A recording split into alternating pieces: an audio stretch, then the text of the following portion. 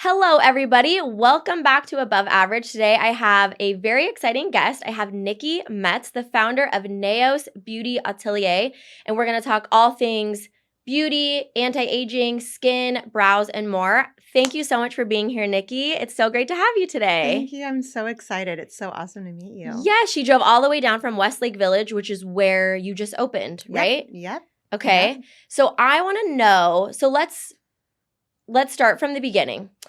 I want to know, because obviously you didn't just wake up one day and open NEOS, which I want to get all into that. But first I want to know, where did this start? The beauty industry? Was it brows? Was it makeup? Like, what got you into this industry? That's a big one. Okay, so makeup. Makeup was the start. Yes, 25 years ago. Okay. So I started working behind a counter. My sisters were makeup artists, and I think I was like 20, 21. And back then, it was working at a makeup counter was like the it thing to do. And I worked for a small brand. It was called Stila Cosmetics. I remember Stila. Oh, so good. Yes. Yeah, Janine LaBelle was the founder. She was amazing. And it was a small brand. And they had those cute little pots. Yes. Right? Yes. Like almost like recycled little pots. And they had their little shimmer eyeshadows. I was going to say, like, correct me if I'm wrong, but I kind of remember Stila being like the original, like, cool girl, like, anti-Mac. Like, you weren't super glam. You were more like natural cool girl with Stila, right? Yes. It was like the glow. The glow. Yes. It was like the glow. natural glow. Yes. Okay. Yeah. So I worked for them. I was trained by Janine LaBelle. I remember coming to LA and doing like a course with her. And I was like, oh my gosh, I can't believe I'm meeting this celebrity makeup artist. It was absolutely amazing. So that was like my first makeup experience. I was working like behind the counter at like Nordstrom Santa Barbara. Oh, okay. And I was like maybe 21 years old. Yeah. And my parents had just separated, and both my sisters were living in Orange County. Okay. And they're both working in cosmetics. And they're like, you know what, just come down to Orange County. At Nordstrom too? It was a Nordstrom that just opened up here in Mission Viejo. They had just redone this whole Mission Viejo mall. It was like a Saks Fifth Avenue. I worked there. Oh my God, you did? I worked at Nordstrom South Coast Plaza, and I worked at Nordstrom I worked Mission at Viejo. Nordstrom South Coast Plaza too. I love it. I love meeting a fellow Nordstrom gal, because people don't get it. It's like kind of intense. I mean, it's not anymore, but it was kind of intense. Oh yeah. Like, they're on you. Oh yeah. You had like, you had to perform. Yep. Anyways, okay. So this is like a different breed. A person is a Nordstrom person. Not now. I feel like they got a little, like, kind of slack little. But back in the day. Oh my gosh. I remember my sister calls me and she's like, Niki, you need to come down to Orange County. There's a new brand that just launched. It's like the it brand. It's called NEOS Cosmetics. Oh, and I'm like, oh my gosh. She goes, I know the account executive. So I got an interview with him. He's like, I would love for you to be like the resident artist / counter manager. I was like 22 years old. I was like, oh my gosh, this is amazing. At Nordstrom? Yes. For NARS? Yes, down in Mission Viejo. Okay. So I ended up working there. And I think within 6 months, I loved obviously doing makeup. And he said, you know what? We're starting a national makeup artist team. Okay. So every state had their own national artists. So I was picked to be one of the national artists for California. It was me and my friend Uzo. So we were the national artists for California. What we would do is all the national artists would team up together and we would travel to different states, New York, Florida, Chicago. Wow. And it would be Saks Fifth Avenue or Nordstrom, and they would book these huge events. Yeah. We would do so much money, and it would be 12 artists, and we would just travel together. Yeah. So I worked for NARS for quite some time. It was absolutely amazing, and that's where I really honed in on my artistry skills and my love for beauty and cosmetics. And we got to do all the fashion shows in Fashion Week in New York. I was one of the many assistants for Ayako. She was like the lead makeup artist. She was absolutely amazing, and she's still one of my mentors, and I absolutely love her. Wow. And one of the shows that we were doing was Diane von Furstenberg. Okay. Amazing. Loved her. Loved amazing. Everything about her. So that's very my vibe. Oh, okay. Amazing. And for everyone who's listening, if you don't know, just in case you don't know, NARS is the one that has like the naughty names. Yes. Deep Throat, Orgasm. I think I have Orgasm on right now. And all the lipsticks were named after, like, I think movies. There was like Dolce Vita, yes. Jungle Red. Yep. And that's where I got the love for like old movies. Okay. I love old movies. I'm just a softie. So okay. So anyway, that's another story. But okay, so you're working for the NARS makeup team. Doing I'm doing one of the fashion shows. Okay. One of the fashion shows happens to be Diane von Furstenberg. So every season you're doing the shows. Well, guess what? Every season the models get to know who you are. They remember you. So here I am, this little 22, 23-year-old girl with tattoos on my arms. And the models would come in. They're like, oh, yeah, I want her to do my makeup. Obviously, the big models would come like 10 minutes before show because they're coming in from another fashion show or whatever. But one of the girls the ladies that would come in was actually her ex-daughter-in-law at the time. Diane von Furstenberg? Yes. Okay. Which is Alexandra von Furstenberg. Yep. And I love her to death. She's been my client now for over 20 years. Oh, wow. I consider her a good friend day. and a mentor. Amazing. Yeah. And she, every time before the fashion show, she would come in and she's like, oh, Niki, can you do my makeup before the show? So we kind of had this great relationship. And one day, one fashion show, she's like, oh, my mother-in-law is creating a makeup brand. I was like, yeah, I heard so-and-so told me. And I didn't even think of it. By the way, this is the time where it was just flip phones. There was no texting. There was nothing of that sort. So I gave Alex my phone number. Didn't think any of it. But when I wasn't traveling, I was in one of my home stores. If it was a Nordstrom South Coast Plaza, Neiman's in Fashion Island, or Barney's in LA. So I happened to be in Barney's, I think, in LA, working at the NARS counter. And I get a phone call one day. And I go outside and I said, hi. She goes, is this Niki? I said, yeah, this is Niki. I said, who's this? She goes, this is Diane. I said, Diane who? And it was like, I can't even say Why did I get chills? I can't even say the accent was so good. She's like, this is Diane von Furstenberg, darling. And I'm just... Can you imagine? What? I mean, you can imagine. Can you imagine? Like, I cannot imagine getting that phone call and you're like, oh my gosh. Yes. Yes. It was and you know that voice. Oh God. The voice is so recognizable. So fabulous and so chic, right? So she tells me she's creating the brand. It's almost done. She would love me to come to New York, work with her, kind of be the liaison, kind of be the director, kind of help build the brand, work with product development, the P&D team. So I ended up going to New York. I met with the investors. I would work there. I put it into market. I put it into the Saks Fifth Avenues, the Nordstroms, and I think it was like a Bergdorf's used to be open. Yeah. And and I did her show with Frederick Fekkai. At this point, you're what, like 25?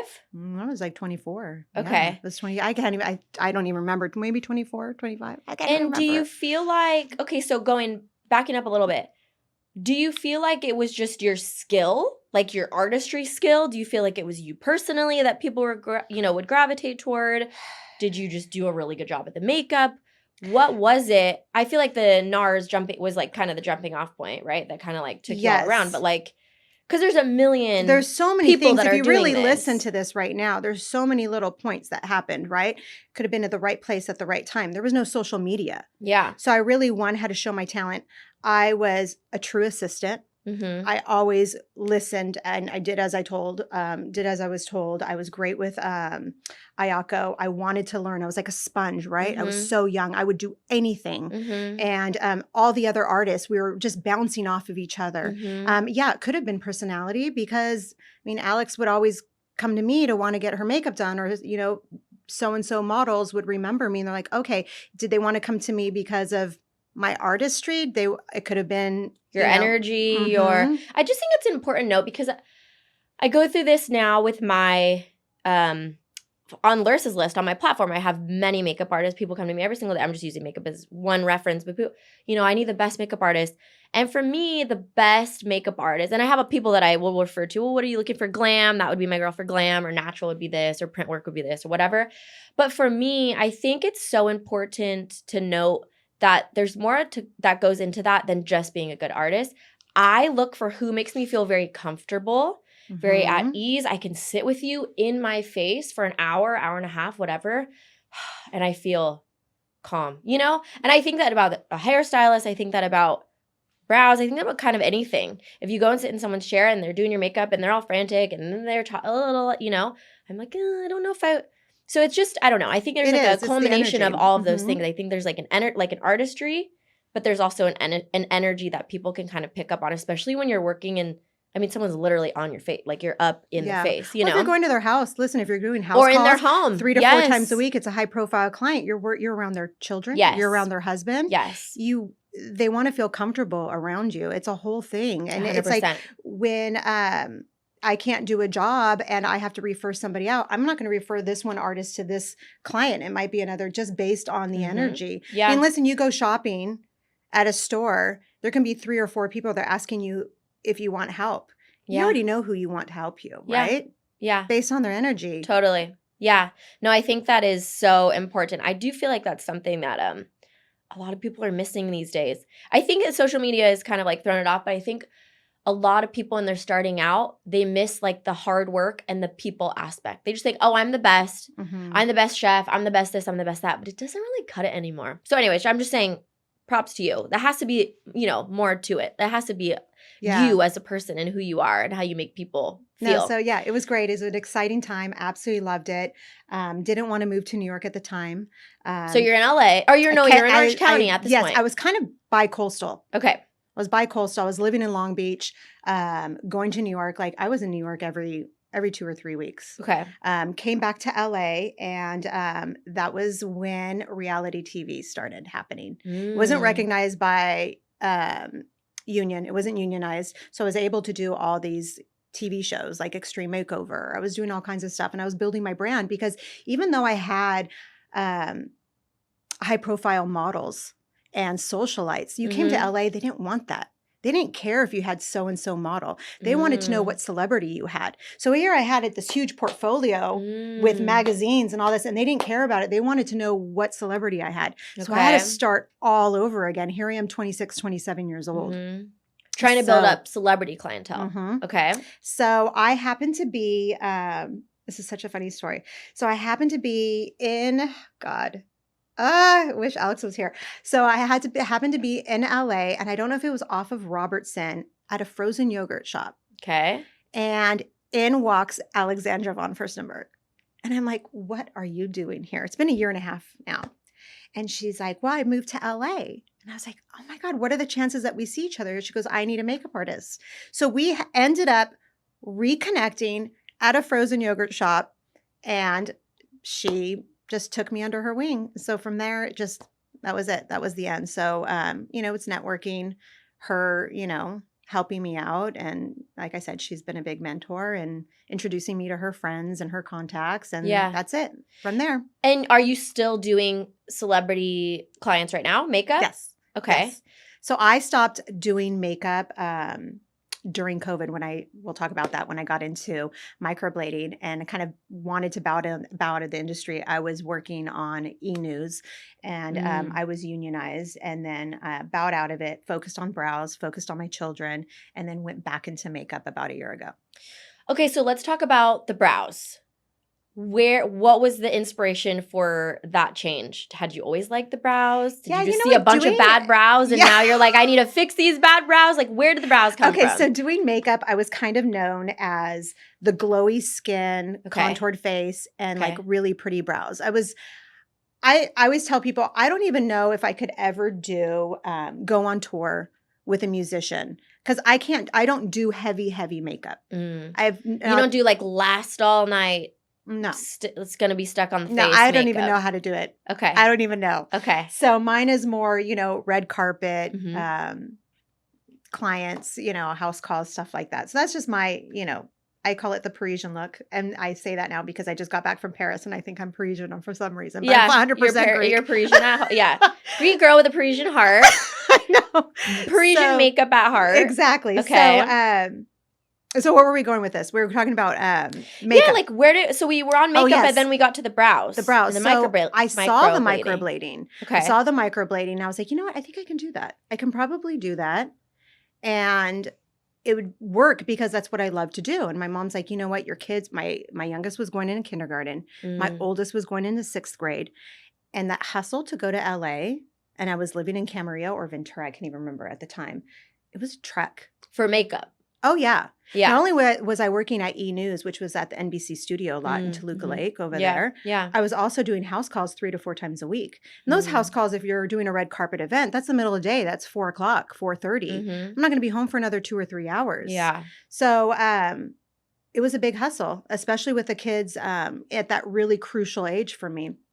So I went to microblading school. It was absolutely amazing. And I was only doing microblading maybe once a week or twice a month, because I was still working in LA. And I remember I would practice on my clients, I'd practice on my friends, and I just wasn't feeling it. It just wasn't clicking for me. And I was just gonna stop. I was like, I don't like this. It just seems like I'm just stamping eyebrows. And I remember my mom came in because I had to do her touch up. And I was like, Mom, I don't know. I don't think I'm going to do this anymore. She's like, what are you talking about? I said, I just feel like every brow looks the same. Like it's stenciled. And she goes, I want you to throw away everything you learned in microblading school, except for obviously the health department stuff and all that stuff. Because I already got it down. Obviously, I know color theory, all this stuff from being a makeup artist for 1,000 years. So, and how a face looks, how a brow should look on a particular face, how a brow should look on an eye shape. There's just so much that goes into So she goes, I want you to do my brows as if you were just a makeup artist. And I remember it was just like, okay, I'm going to get this. I'm going to do this. I remember just I stopped thinking about everything I had learned about the stencils, that this stroke needs to go, every 3 strokes goes, because it was a pattern, and it was a one size fits all. Like, the measuring is very, very important, right? Yes. But there's a skill to it. And I threw that away and just said, you know what do I think would look good as a makeup artist on you? And that was just, and then that was it. That just opened the doors, and that was sauce. It. Are your eyebrows microbladed? Partial. Because I could not tell. Yeah, partial. I was looking at your work before this interview, obviously, and I'm very particular. I am like the most natural glam girl ever. I don't do any of that kind of thing. I barely even get my eyebrows plucked because every time I look at someone's work to do microblading or anything like that, I'm like, they kind of all just look copy-paste. And yours look so beautiful and specific to the face. The colors, I don't know, the way that you do it.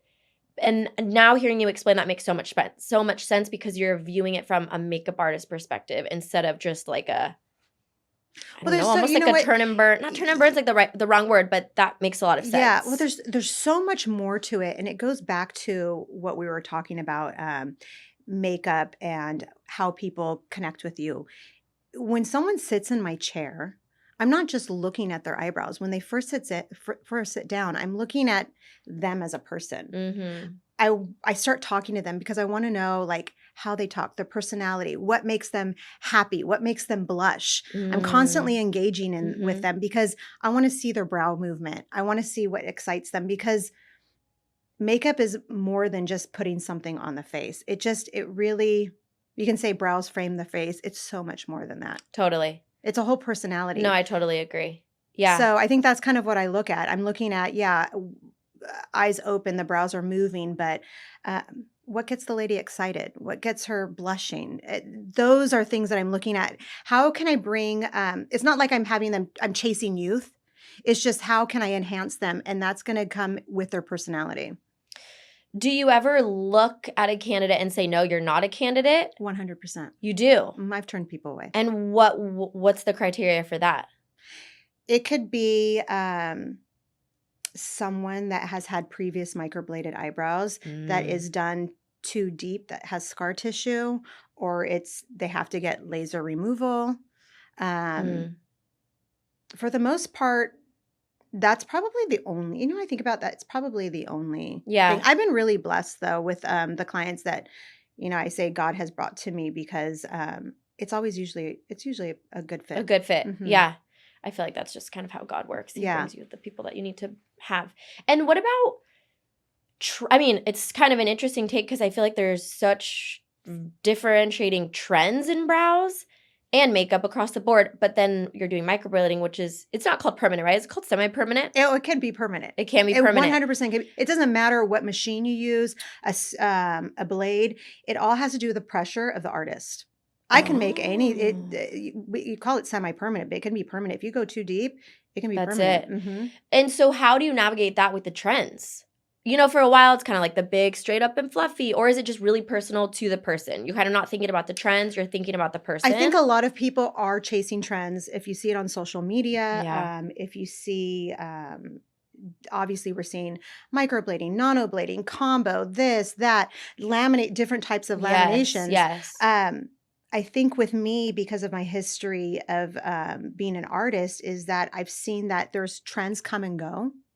But where can you be timeless? Where can you stay timeless and be that artist that stays relevant every single time? Yeah. So I stayed true with being semi-permanent. I have clients that you probably see on the red carpet that have microbladed eyebrows. and I would never divulge that. Yeah. Don't share because the I secrets. am but very, very private with my clients, and I protect them because I make it very natural. So then we have that wiggle room to change it. I mean, when we first started microblading, it was a very traditional brow. Then all of a sudden, what's in style now? The fox lift, right? So now you have clients that are coming in and like, I think I kind of want to lift now. I want to bring up this. Well, now because I have such a light hand, I have that wiggle room where I can change that brow. But if I was too heavy-handed, it's done. It's one and done. Yeah. What do you think about the lamination? Oh, I love lamination. Oh, you do? If it's done right. Yeah, do you absolutely. do it? Yep. Okay, so I don't do a straight up. I usually do like a side. And I do it very, very soft and natural so it doesn't turn like all crispy. Okay. Yeah, the crispy is. Yeah. Okay, I need to come see you. I don't do anything to my brows. I mean, I literally just take a little brush and that's it because I just want them to be natural. I don't want to look like anything that I'm not, if that makes sense. So I want to come to you, see what you will do for my face. And then, shoot, you had a, I want to talk about like the skin prep for it.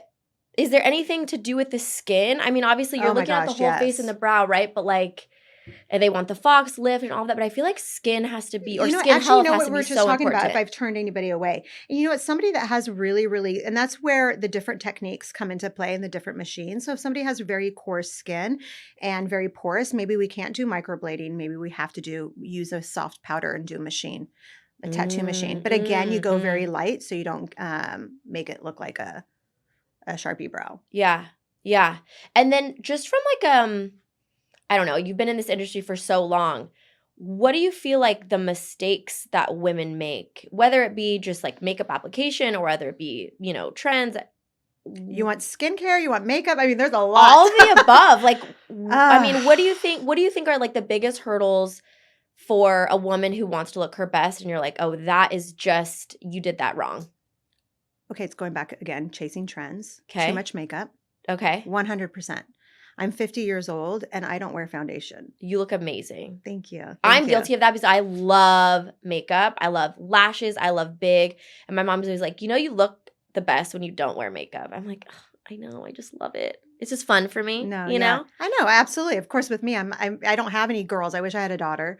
But yeah, I mean, makeup is amazing. It's fun. But I think, you're going into your mid 30s and your 40s and 50s. I think number one is foundation. I think you really have to look at maybe sometimes you have to go to another person so they can look at you because you're looking at yourself every single day. You see yourself a certain way. Yeah. So you think like, oh gosh, I have to do this, this, and this. But absolutely not. I mean, with me, I just do a little bit of concealer underneath my eyes, a little bit here, and cream contour and a cream blush. And that's it. I mean, less is more. For 50 plus, let's just talk about that. Oh, God. 50 plus. Because I do actually get women. I mean, my mom's 53. She has beautiful skin. She's Hispanic. So she's just like, she's this beautiful olive skin. But I do have women that write to me and they're like, what do you recommend for that 50 plus? Where we have this like texture to our skin. We just do, but we want to look fresh. Less is more is number one, is your 100%. Go-to. And then I guess from both skincare and for makeup, like what are your favorites? What are your tips, tricks, recommendations? I think the biggest mistake women make in general is they exfoliate too much. Oh, okay. Mm-hmm. I exfoliate maybe once a month. Okay. Over exfoliation, the cell turnover comes quickly. It thins out the skin. It turns more red, raw. It can be a sign that you go outside, you're going to get brown spots. I mean, I've never put my body in this. I love the sun. I'm a total sun girl. I love to be in a bikini. I'm a summer girl, but you will see me always under an umbrella or a cabana. My girlfriend's like, why are we here at the pool and you're underneath the, I've never, ever. I remember being 7 years old and at the beach laying out, my mom putting a t-shirt over my head. Oh. So I think that can also play a big part of my skin is the fact that I've never put my face in the sun. Never. Oh, if we went outside right now, you'd probably get mad at me because I'd be like in the shade the whole time. I'm a sunbather. I will bake out there. I think it's over exfoliation. I think it's is a big deal, and too much foundation and too much mascara underneath the eyes. Oh, too much mascara underneath the eyes. Okay. Mm-hmm. Is this for everybody? Or is this for 50 plus? Everyone. Everybody. Okay. 100. If I can tell the girls that are in their 20s and 30s, don't over exfoliate. Don't over exfoliate at all. Once a month and what? I mean, it depends. I mean, obviously talk to your dermatologist and your esthetician. But for me, I think as an esthetician as well, I think over exfoliation is just, it's too much. I mean, you're going to go see your esthetician once a month. She'll do your exfoliation for you. And now we've got, machines. We have everything that we can do it for you. Yeah. What is your favorite exfoliator? I just use a washcloth. Oh, good for you. Yeah. Or the hydro. Oh, okay. The hydro machine. Yeah. Okay. But if I don't, Easy it's peasy. hard for me to do it on myself. Yeah. With my stuff, but I just have a washcloth in the shower. I just kind of, in the shower, I'll shave my legs, I'll do my stuff, I'll do my hair. So I want to let my skin kind of soak up, get a little bit of suppleness to it. You don't want to exfoliate right away. Wait about 5 or 10 minutes for the steam, the natural steam. Then you can take a soft washcloth and you can just do 30 seconds here, 30 seconds, 30 seconds, 30 seconds. Interesting. Okay. I like that. And hydrate right away, like when your skin is damp. Okay. With what's your go-to? A serum. You know what? We were just talking about just getting back from Paris. I love I can't even say it. Is it Sibla Skin? It is so amazing. They have a serum that's absolutely divine. Oh, is it like CIB? Yes. BLE. Sibla Skin. Yeah. I bought their serum and their lotion, the refining lotion. Absolutely amazing. Mm-hmm. Okay. We will add that to show notes. Okay. Noted. Okay. I want to talk about your opening. Yes. Your new location. I kept it secret. Until like yesterday, right? Well, I've been hinting. People have known about it. Listen, talking about, my children at that age, when I had started microblading, again, I was working at eNews, working in LA with my clients, and I wanted to be in Westlake. That was the original place I wanted to be. Okay. And it just, things were not aligning. Places were not aligning. So I was like, I'll just stay in Camarillo, be closer to my kids. I can work in the morning at LA, pick up the kids, at least have homework done with them. Or if I have to go back to LA, I have to go back to LA. Yeah. So I stayed in my place for 8 years, which was absolutely amazing. I was very fortunate. And I mean, if you think about it, Camarillo to Burbank Airport, most of my clients fly in or they come from LA or Orange County. It's about an hour, but I just wanted to go back to where I saw my vision, where my dream NEOS would be. Yeah. So I made it happen.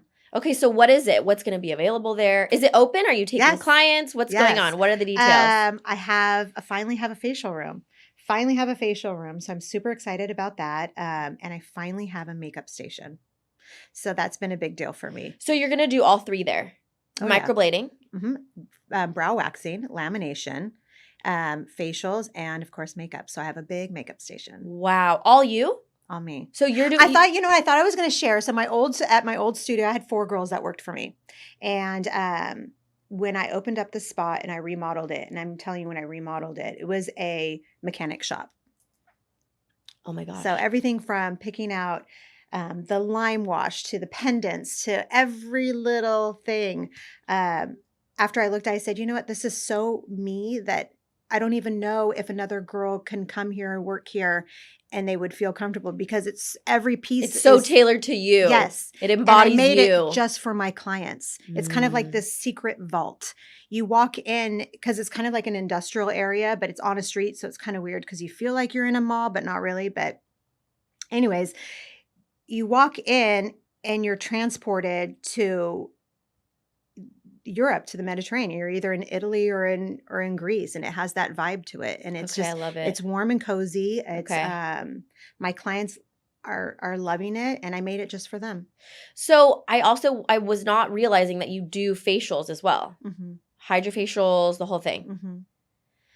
So you're kind of like your clients are coming to you for their skin, for their brows, for their makeup, all things face, really. And that's what NEOS is. And that's what NEOS is all about. Yep. And so do you see, will you see clients that are kind of coming for the day, or is it like one treatment kind of a thing? One treatment, because you can't do microblading and then get a facial. Okay, so you can't. Shows how much I know. Yeah, so okay, you can't get it's that one wet. or the other. And I actually have, I would say for facials, it's about a good 50% men. Really? Yes, a lot of men. My husband loves a facial. Yes. But might say more than 50% male clients. Wow. Okay, so what do you do differently for men?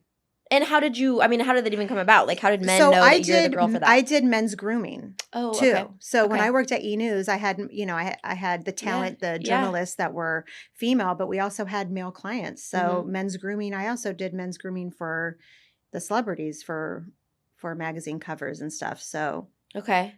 So the people that are coming to NEOS, are they celebrity clients? Yes. Are they just you wanted one hub for all your clients? Everyone. They're all types of clients. Okay. I have my celebrity clients that come in, the high profile clients, the mom, retired deputies. I've got them all. You got everybody. They all come in. And how did you kind of decide it was time to just have a little hub? Was it just you were running around all over the place? You were, I don't know. How did you kind of come to decide, okay, this is it. This is where I'm kind of taking the trajectory of my business? You know what? You have to evolve all the time. I really say, and evolve graciously, I should say that. And I'm also a Gemini. Me too. When's your birthday? June 11th. What's yours? Yours? May 26th. Okay. So yeah. So would you say we get bored kind of easily? Oh my gosh. Isn't it like an 8-year mark? It is astounding how easily I get bored and I'm just like, I need to do another thing. It's constant stimulation. It's constant. Brain. Yes. It's constant. And even just remodeling my shop was so stimulating for me. And at the same time, I'm planning a trip, with my son. Yeah. Or I don't know how my brain does it all, but and I have time to work out and I have time to cook. But I make it happen. Yeah. And I think that's what keeps me going. And I'm not focused on what everybody else is doing. I'm focusing on what Niki's got to do. How is Niki going to make this happen? How is she going to evolve? So, it was time. I mean, I loved my place. It was great, but it was time to do that next chapter. Yeah. Very exciting. I'm with you. It's funny, this morning my nanny showed up. I have 3 babies. I had 3 kids in under 2.5 years, which is like a whole separate thing in itself. But I said to my nanny this morning, I was like, do you think I could ever just not do anything? Like, what if I just shut it all down? She was like, your brain would just wake up and you would just find the next thing that you want to do. I don't know. I just feel like I don't know. People like us, we just have a brain that's like, okay, we're going to do it. And we're going to work out and we're going to have healthy meals and we're going to take care of ourselves. And anyways, you know I feel you. I'm very traditional. Being Greek, I'm a very traditional woman. And I wouldn't mind not, working.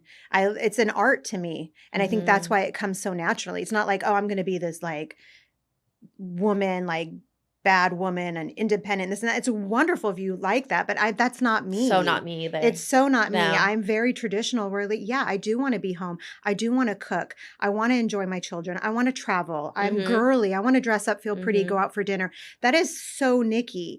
The business Niki is something that just naturally happens. It's not something in my mind that says, I'm going to be this independent woman. I don't need a man. That is 100% not me. Totally. Yeah. You might think it's me because I might come off as sounding kind of a strong personality, but again, that's just maybe the Gemini. No, I'm the same way. I am like, I want to be a passenger princess all the time, except when I don't want to be a passenger. Like, let me go work and create and use my brain. But then I'm out. Yeah. I'm such a passenger. I'm like, Michael, carry my bags, do all the things. I'm also very traditional. It's funny. I feel like a lot of people can't wrap their heads around that. I think I talk a lot about this. And one of the reasons why I started my social media page and my podcast was there was like this middle ground. You're kind of like, I was just thinking about this morning and you're kind of nailing it on the head. I think a lot of people think that working moms do it and they're just like, oh, like slummy, like, oh, we just got to work. Most working moms that I know genuinely work because they just love it and they have a brain that their brain is just passionate about a thing and wants to create. It's not because they're like, oh, I'm this girl boss gonna take over the world. It's like, we love our kids, we love our family, we love being at home and cooking and doing the traditional things, but we were also just God gave us also this brain and this heart to create and just make and do. And I don't know, I just feel like there's like there's a common misconception about this. It's like, either be a stay-at-home mom or you're a full-time girl boss and you don't spend any time with your kids. And I'm like, there's like a whole group of us in the middle that I feel like a lot of people don't talk about. And that's the middle. We're the middle. And we're the middle. Yeah. And you know what? You nailed something on the head when you said this that I have is this skill of being an artist of whatever, esthetician or makeup artist or microblade artist.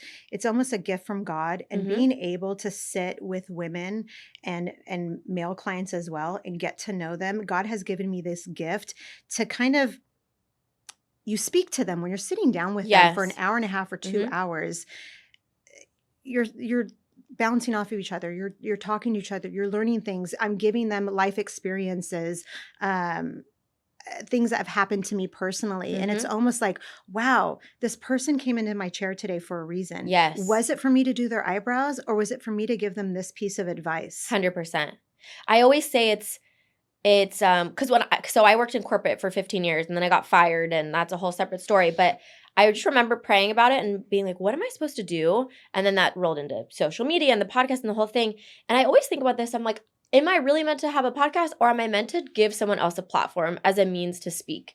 Or am I really meant to have a social media page? Or is that more of a means to be a servant? Like, I think a lot of people that do makeup or brows or this, or even, planning events, there's like a servanthood in that. There's a servitude in that, and you're offering more than your artistry skills. That's why I talked about at the beginning, where there's like this energy, I think, that's different than just come sit in my chair, I'm gonna do your brows, and you're gonna get out of here. I think there's like there's a reason for that. I'm such a firm believer in that, of like finding those right people. I went to an event last night and I wasn't gonna go, and then I went there, and then I ended up talking to this pregnant girl who was like kind of nervous about having a baby and nervous about the whole thing. And I was just like, it's amazing and you're going to love it. And we had this whole talk. And then her husband texted me later and was like, we really needed to hear that. And she really needed to hear that. And I thought, like, that was it. I didn't go to that dumb event because I needed to go to that dumb event. I went to that event because I needed to share that story to that woman, So anyways, I'm such a firm believer in that too. Yeah. Of like, there's a servanthood in it. It's not just about the act that you're doing or the artistry. It's about a service to somebody else. And it's 100%. I love that. I absolutely love it, because when my clients leave my vault, leave my my shop, I cannot wait to see this vault, by the way. I want them to leave with that experience. And one thing about me is I always tell my friends that I love them. And it's so interesting now. People are they don't want to be vulnerable at all. I don't know, it's the whole dating world or this and that. People do not want to be vulnerable. They don't want to shed or anything. But to me, when I say I love you, is because I had a friend when I was in my 20s that passed away, one of my best friends. And the last thing I said to them was, I love you. And I'm so happy I was able to say that. So with my clients or my friends, I want to have that personal experience with them, even with my friends, because you know what? I want that to be the last memory that you have of me if something happens. I want to say, wow, I had a wonderful experience with Niki. I remember how she treated me. I remember how she made me feel. I remember how she made me smile. Yeah. Those are the things that I want to be remembered for. I was going to ask you, what do you want to be known for? And that is perfect. That is beautiful. I love it. Okay, so you're taking clients. So everyone listening, this is where we're getting our brows. We're getting our facials. We're getting our makeup done. A couple motherhood questions. We talked about it a little bit, but I just kind of want to know, because we do have a lot of moms that watch and listen, and they're kind of building their businesses or wanting to pull away, not really knowing when to take a step back or when to, go in full throttle mode. How did you kind of know to say, hey, okay, I'm going to take a break? And then more importantly, how did you know when you're like, okay, it's time to go back? Okay. So, I was exhausted. I was so tired. I was doing commercials. I was doing TV shows. I was doing house calls. And then I think it was like 2000. It was right before COVID. And I knew I was exhausted. I knew I was tired. I was overworked. And I started microblading because obviously I kind of wanted to have a segue to kind of get out of Hollywood. What can I do so I can stay home with my children, help them with homework? Because again, it was a crucial time. Lucas was going into kindergarten. Stephen was going into 6th grade. How am I going to make this work? Yeah. I'm 40 years old. How am I going to make this work? So when microblading, picked up 9 years ago, that's when I started microblading. But what happened was, I think it was a very specific day. It was COVID and nothing had closed down yet. And I was with Tori Spelling. We were shooting, I don't know, it was a TV show. We were shooting a TV show. I'm at our house. I'm doing the makeup. We get ready to get into the car to go do the TV show, and they called us and they said, cancel everything. We're paying you your day rate, this and that. Just go home. Tori and I were like, okay, well, what? We already look fabulous. Yeah. What are we Where are we going to go? It was like, oh God, what was it? That lip singing thing where you have to wear like a mask. Oh yeah, the Masked Singer. Masked Singer. The Masked Singer. Yes. Yeah. So it was that show. In that moment, I remember looking at her and I didn't say anything to her, but I knew it just almost was like a sign of God. It was like, I'm not going to do this again. I'm going to bow out of this industry. And that was it. That's all it literally took. And I had and again, being a Gemini, when I make a decision, 100%. Like, that's it. And there's out, no going back. Out. And when I'm done with you, I'm out. Oh, so, it is brutal. It was like People don't get it. Like, well, I'm just going to be honest. Like, it doesn't matter if it's a job. It doesn't matter if it's a person. I don't know. I made the executive decision that I was out of makeup. And there is no coming back. Yep. But I mean, you did come back, but in a different way. In a different way. I came back when it was right for me. Mm-hmm. I waited 7 or 8 years. And the kids are older now, obviously. My son you were just focusing on the kids during that time. Yes. Okay. So now, and I'm doing microblading. And microblading is, I can make my own schedule. Yeah, I have my own shop. I've got 4 girls that work for me that are amazing. I love them all. And it was fabulous. Yeah. It was great. It was great to have work-life balance. Yeah. But then now my son is 20 and he's in the Navy, and I have my 15-year-old, and I have this independence now where I can work out, and I'm like, can really focus and go, okay, who is Niki? What does Niki love to do? What makes her happy? What is she passionate about? Yeah, it's eyebrows. Yes, it's skin. Niki is a makeup artist. Niki is the makeup artist. That's the umbrella of it. So I had to go back to it. It made sense. Yeah. I mean, the clients asking me like, when are you coming back? And I would lie. And I'm like, I'm never going to come back. Yeah. We already knew I was going to come back. So yeah, that's how. And then did your clients just get right back on board? Oh yeah. You're like, I'm back. And there's still great. people I need to call. Yeah. Hey, got a new little shop open. We're back. Yeah. So I still do house calls. Okay. Yeah. I still go to LA. Yeah. Like I was just saying today here, I'm probably going to go work on a client in Newport Beach right after this. Yeah. Since I'm in Orange County, might as well. You may as well. Yeah. I think that's very important too, because I hear from a lot of women, they do feel like it's all or nothing. They want to be with their kids. Do they quit their corporate job? And there's like a lot of going back and forth, him and haw. And I always say, I think if you're considering quitting your corporate job, you should have already done it like 6 months ago. Or in my case, because I was in corporate, I literally prayed. I remember getting pregnant with my 3rd baby, and I was working crazy hours. I mean, 80 hours a week. It's just, my clients are global, so there's no break. It's just, and we're commission based, so we just go.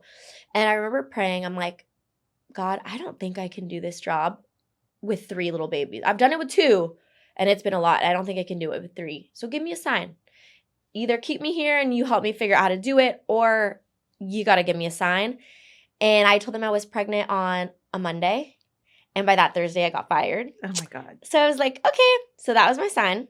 And that was like a whole thing. And of course, it was devastating in the moment. But now I think back on it, I'm like, that was just God saying, that's good. And that, that was your time and that was it. And then I had to pivot into something else. But I also do think women who have children, like you and I, it's okay to kind of like do an ebb and flow. But I feel like a lot of entrepreneurial women that we see on social media, like the big ones, kind of make you think that that's not true. Like, we go all in and you can only see your kids for 3 hours a day if you want to build something amazing. I'm like, I don't really believe to me, that's just not. Yeah, but it's social media. Do you really know? Like, when you go onto my page, do you really know Niki Metz? 100%. I'm showing you what I want to show you. Correct. Not a lot of people know the real Niki Metz. Yes. Well, that's why we do the podcast. Yeah. That's why we're here. Exactly. So you get to see the behind the scenes. Yes. And you kind of see what it took to get to here. You didn't just wake up. That's why I said, you didn't just wake up one day and then you have NEOS, Atelier. Yeah. There's a path that led you here. So very exciting. I'm so excited to visit.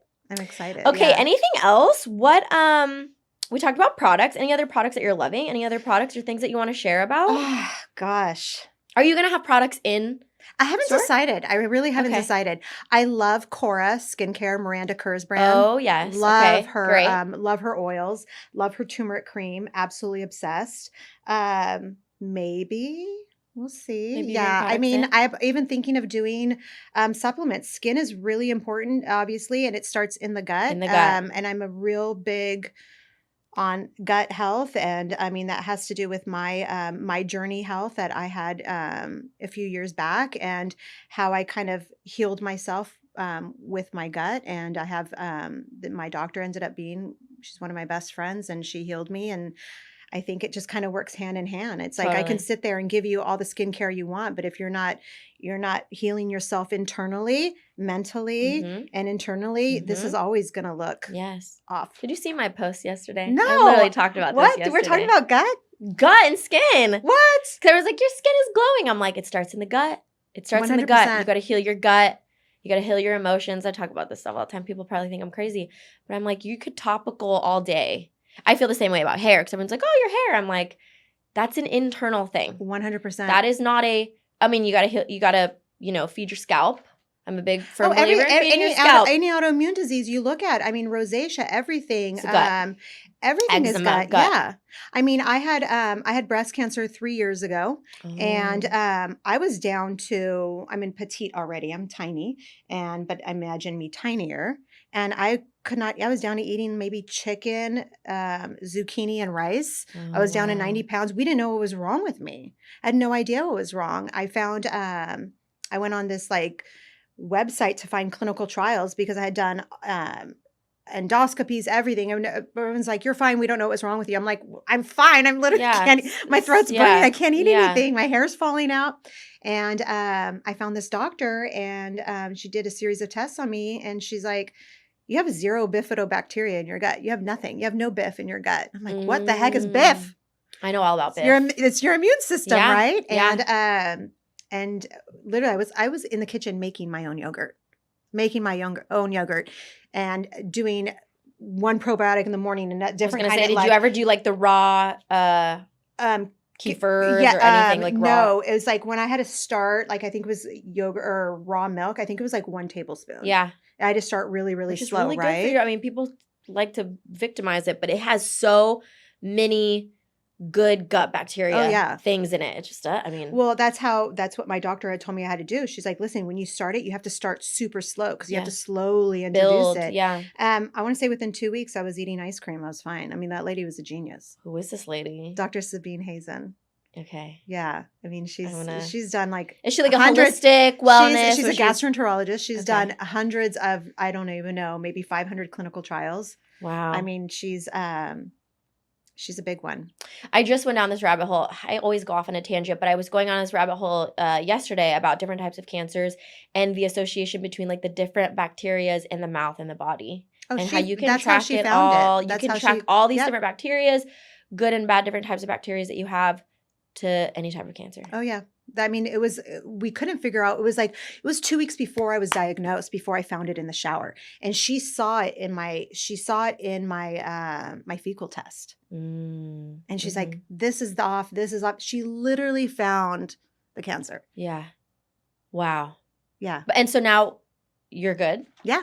Okay. 3 years cancer free. I was stage 0, praise God. Okay. I guess it was a good sign of being super skinny. I was able to find it in the shower. Yeah. I was literally just taking off my deodorant and I found it. It felt like a little Tic Tac, just so you guys know. There's different types of cancer, obviously. Yeah. Mine was DCIS.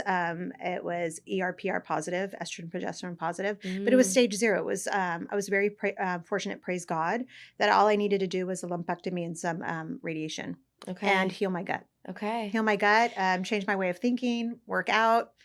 This is so fascinating because I literally yesterday was going down this cancer rabbit hole. My dad has had, struggled with cancer his whole life, and that's a whole separate thing. And then we're big part of the cancer community because my husband's little brother had cancer, got diagnosed with cancer at 2 years old. And so anyways, this is like I always am doing research on different types of things. And I came across this doctor who was like, if we initially treated the body from a holistic perspective, if we found the cancer early with looking at other symptoms, it's not just like all of a sudden you have full-blown cancer. There's other signs.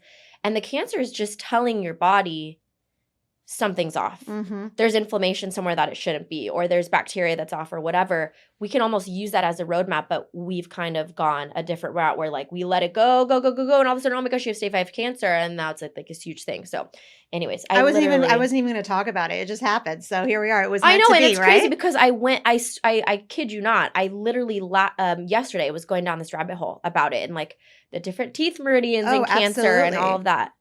You know, it's funny thing that you say that. It was, I want to say 10 years before my diagnosis, I had to get a root canal.